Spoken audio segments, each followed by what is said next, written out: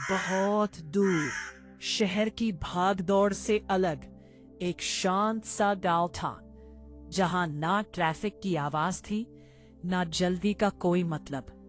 बस सुबह होती थी और शाम ढलती थी, धीरे धीरे, बिल्कुल बिना किसी शोर के।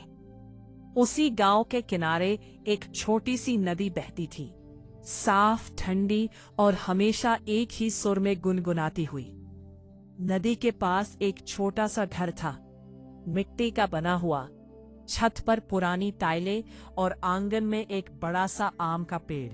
उस घर में रहता था एक बूढ़ा आदमी, जिसका नाम था शिवराम काका। एक सुबह की शांति। शिवराम काका हर सुबह सूरज निकलने से पहले उठ जाते थे। वो धीरे धीरे बाहर आते, आंगन में बैठते और कुछ देर बस आसमान को देखते रहते, जैसे वो सूरज के आने का इंतजार नहीं कर रहे, बल्कि उसे महसूस कर रहे हो। फिर वो नदी किनारे जाते, अपने हाथों से पानी छूते और मुस्कुराते हुए कहते, आज भी तू वैसी ही है, शांत और सच्ची। एक साधारण दिन।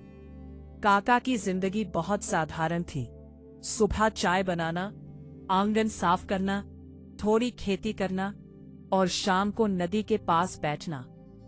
लेकिन इस साधारण जिंदगी में एक गहरी शांति थी। कभी कभी गांव के बच्चे उनके पास आते, काका, कहानी सुनाओ ना। कहानी तो जिंदगी खुद है बेटा, बस ध्यान से देखो। एक नई मुलाकात। एक दिन गांव में एक नई लड़की आई, नाम था रिया। रिया शहर से आई थी, थकी हुई, परेशान और थोड़ी खोई हुई। वो अपने काम और जिंदगी से बहुत परेशान हो चुकी थी। एक दिन वो चलते चलते नदी के पास आ गई और वहीं बैठ गई। पहली बात, शिवराम काका ने उसे देखा और धीरे से पास आकर, पानी देख रही हो या अपने मन को? रिया थोड़ा चौंकी। मैं बस ऐसे ही बैठी हूँ। काका मुस्कुराए। जब भारी होता है तो इंसान पानी के पास ही आता है। रिया ने पहली बार किसी को इतना सही बोलते सुना था। मन का बोझ। रिया धीरे धीरे बात करने लगी। क्या जिंदगी आसान हो सकती है? काका शांत रहे। कुछ देर बाद बोले, क्योंकि पहली बार तुम रुकी हो। सुकून की शुरुआत। उस दिन के बाद रिया रोज नदी के पास आने लगी।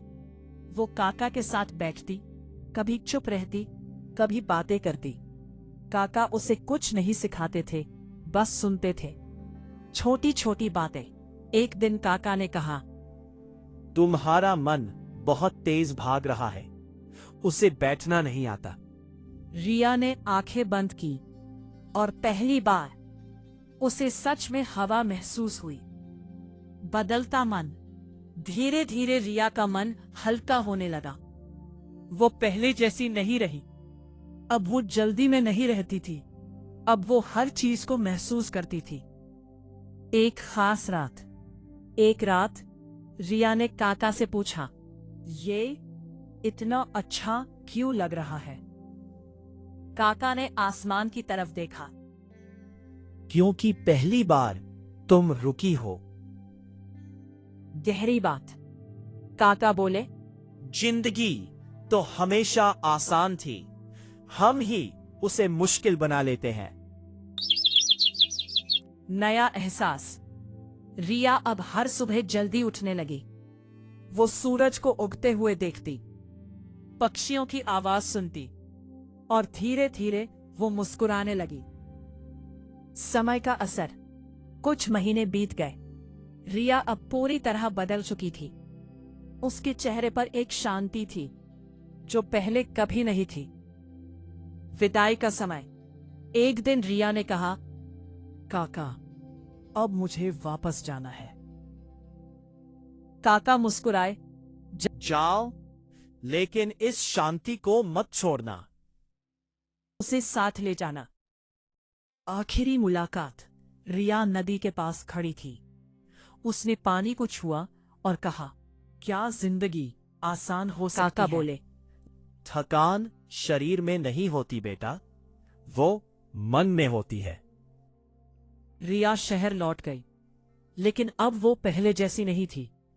अब वो हर चीज को धीरे धीरे करती थी, हर पल को महसूस करती थी। अंतिम एहसास। एक दिन वो छत पर खड़ी थी, हवा चल रही थी। उसने आंखें बंद की और मुस्कुराई। काका, अब समझ आ गया, शांति बाहर नहीं, अंदर होती है। कहानी की सीख, सुकून कहीं बाहर नहीं मिलता, वो हमारे अंदर होता है। और धीरे चलना ही असली जिंदगी है।